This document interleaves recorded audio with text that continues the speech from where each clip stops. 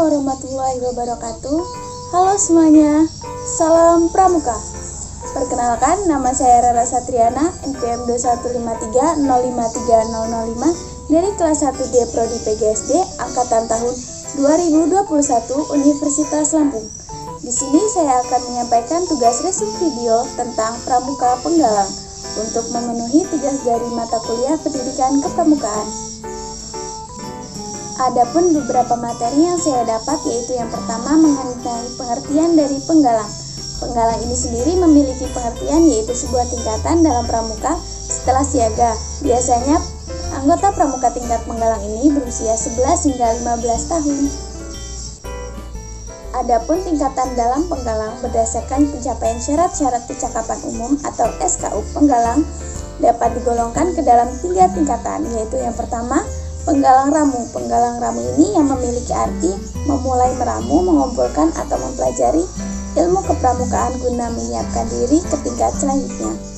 Yang kedua yaitu penggalang rakit. Penggalang rakit yang artinya mulai merakit atau menyusun dari hal-hal yang sudah dikumpulkan di tingkat sebelumnya untuk memantapkan diri ke tingkat selanjutnya. Yang ketiga yaitu penggalang terap. Penggalang terap merupakan tingkatan yang paling tinggi dalam pramuka penggalang, yang diharapkan sudah mencapai tingkatan ini dapat menerapkan atau mengamalkan ilmunya yang telah dikumpulkan dan disusun untuk kehidupan di masyarakat. Dan yang selanjutnya, jika sudah penggalang terap dapat melanjutkan ke penggalang garuda, yaitu merupakan tingkatan tertinggi dalam pramuka penggalang. Tingkatan penggalang ini juga memiliki syarat-syarat kecakapan umum SKU dan syarat-syarat kecakapan khusus SKK yang harus dipenuhi untuk mendapatkan kenaikan tingkat atau tanda kecakapan umum TKU dan mendapatkan tanda kecakapan khusus atau TKK.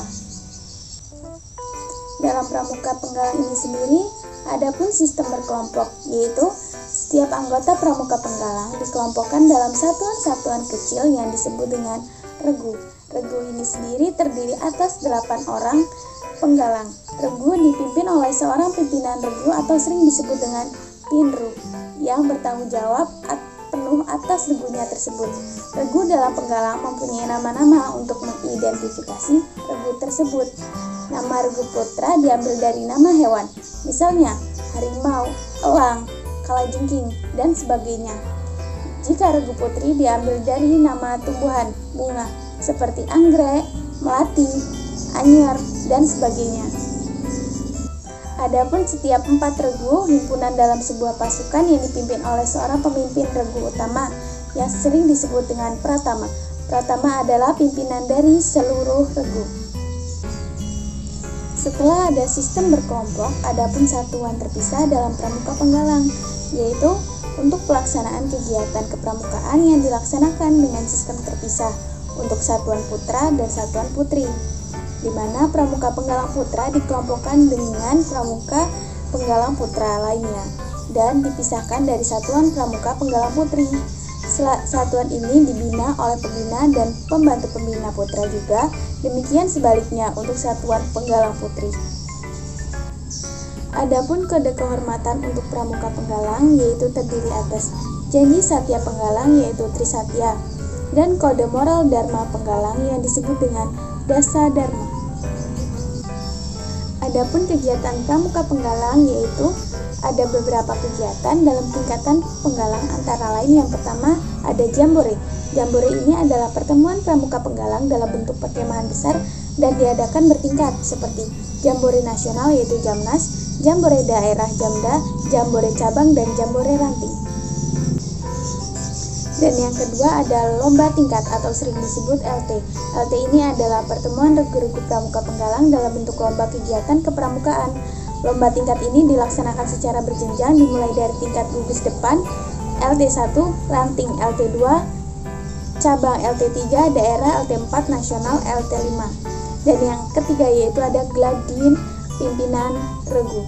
Dian Pinru adalah pertemuan pramuka penggalang bagi pimpinan regu utama, pratama pimpinan regu Pinru, dan wakil pimpinan regu Wapinru penggalang yang bertujuan memberikan pengetahuan dan pengalaman di bidang material dan kepemimpinan. Yang keempat ada penjelajahan, adalah pertemuan pramuka penggalang dalam bentuk mencari jejak dengan menggunakan tanda-tanda jejak, membuat peta, mencatat berbagai situasi dan kondisi, dan dibagi dalam pos-pos. Setiap pos ini berisi kegiatan keterampilan kepramukaan seperti morse atau simapur, sandi, tali temali, dan sejenisnya. Yang kelima ada latihan bersama atau latihan gabungan, adalah pertemuan pramuka penggalang dari 2 atau lebih gugus depan yang berada dalam satu kuartir ranting atau kuartir ranting cabang maupun kuartir ranting daerah dengan tujuan untuk saling tukar-menukar pengalaman. Latihan gabungan ini dapat dilaksanakan dalam bentuk lomba seperti baris berbaris, T3K, senam pramuka, dan sejenisnya. Yang keenam ada perkemahan. Perkemahan ini adalah pertemuan pramuka penggalang yang dilaksanakan secara reguler yang bertujuan untuk mengevaluasi hasil latihan di gugus depan. Perkemahan ini diselenggarakan dalam bentuk persami, perkemahan Sabtu Minggu, perjusami perkemahan Jumat Sabtu Minggu, perkemahan liburan, dan sejenisnya. Yang ketujuh ada jambore on the air and jambore on the internet. Yang selanjutnya ada jenis-jenis upacara penggalang. Upacara penggalang memiliki 3 bentuk upacara. Di antaranya yaitu yang pertama, upacara pembukaan latihan, yang kedua, upacara penutupan latihan, dan yang ketiga, upacara pelantikan penggalang.